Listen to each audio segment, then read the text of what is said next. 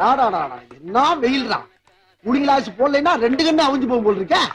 வருஷம் வருஷம் வெயில் ஜாஸ்தி ஆகிட்டே போகுது.